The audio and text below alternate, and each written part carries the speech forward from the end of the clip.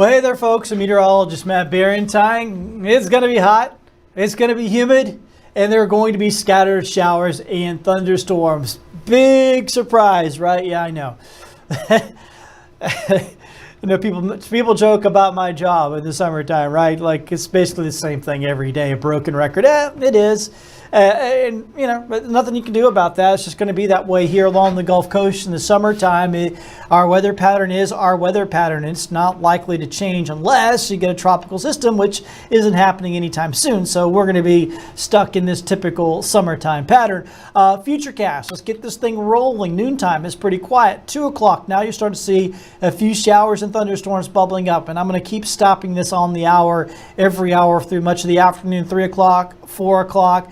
You're going to see basically the same kind of deal. A few pop-up showers and thunderstorms scattered about. They'll be out there. So what happens? Well, as the day heats up, the air rises. Warm air rises. And the day's heating up, the warm air rises over land. The cooler air coming in off the Gulf starts to fill in. You can't have a vacuum. So as the air rises, the cool air begins to fill in from coastal areas. And that's creates the sea breeze, so you'll feel that breeze picking up in the afternoon. Of course, air coming in off the Gulf is filled with water. It's very, humid, and as that warm air, as it gets heated up and it starts to rise, that moisture is carried up into the atmosphere. As it goes up in the atmosphere, it gets cooler up there, so that water condenses into clouds, and eventually into thunder showers and rain. That is how things work every single day for us, particularly in the summertime here. We'll see this every afternoon for the next foreseeable future. And here's the Futurecast. Like I said, it'll show those pop-up showers and storms. And once we hit to the evening hours and we lose the heating of the day, the showers and thunderstorms disappear as well. There's another big weather story going on in the U.S. right now, and it's not so much in our area. It's going to be over the east coast of the U.S. There's a big ridge of high pressure that's building in, and you're going to hear a lot about this from the national news because they're mostly stationed in D.C. and New York, and those areas are going to get hit by this really hard. I mean, this will be a nasty heat wave. Triple-digit heat temperatures, mind you, triple-digit temperatures that will likely break records in many of the big cities of the East Coast. Then, of course, you factor in the heat index on top of that. It's going to feel like it's about 110 or so in a lot of these spots. So a lot of times we hear people up in the Northeast or whatever complaining about the heat. We're like, no big deal. It actually will be a big deal this week. It's going to be pretty rough. It's going to be pretty hot. We're not going to be as hot as they are. As hot as we are, we're not going to be as hot as them. And so they're going to be an extreme heat risk. You can see all that purple up there across the Midwest, up into D.C. area, wherever it's purple, that is, really bad. I mean, they're looking at heat index values easily above 110 in those spots, and it's going to be pretty rough for them. I mean, so they're, I know sometimes we just kind of laugh about it, like they probably laughed about our blizzard back in January, but we got 8 inches of snow. There aren't very many cities in the Northeast that can handle 8 inches of snow in a few hours. All right. So sometimes they get it, sometimes we get it. Here's what today looks like across Mobile. Most of the area will be in the low 90s. There will be scattered showers and thunderstorms scattered about. Nobody can tell you exactly where they'll be, but they will be there. Low 90s for highs today. I don't know why my colors disappeared there, my contour. And here's the heat index numbers, easily up to around 105 in many spots this afternoon. And 105 is that is sort of that line between just being uncomfortably hot and starting to get kind of dangerously hot. So be careful out there. And I hear people like, well, we know what to do. Of course we know what to do when it's hot. And most of us will do just fine with the heat.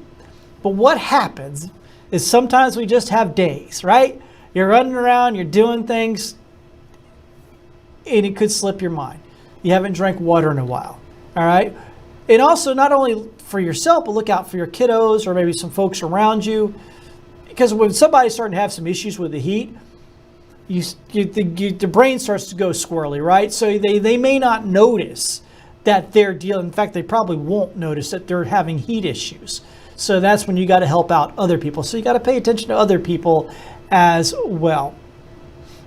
The tropics, there is something we're keeping an eye on. It's an area way out in the Atlantic that does show some pretty good chances of development, so we may get our first named storm of the season.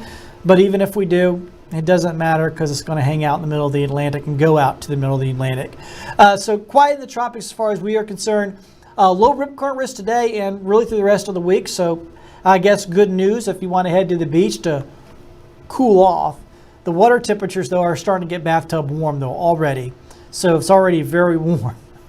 Gosh, the bay, I believe the part of the bay I was in yesterday was over 90 degrees in the water. It was gross feeling. It's got to be, that's just the way it goes sometimes.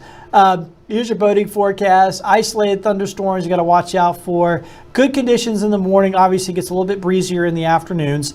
And here's your long-range outlook. I mean, like I said, this is, for a meteorologist, this is an easy forecast because things don't really change much, right? And they won't change much next couple of months. That's just the way it goes. And I could put up this forecast for next June and it'd probably be right. The only thing that changes the forecast this time of year, generally, a couple things, is a heat dome.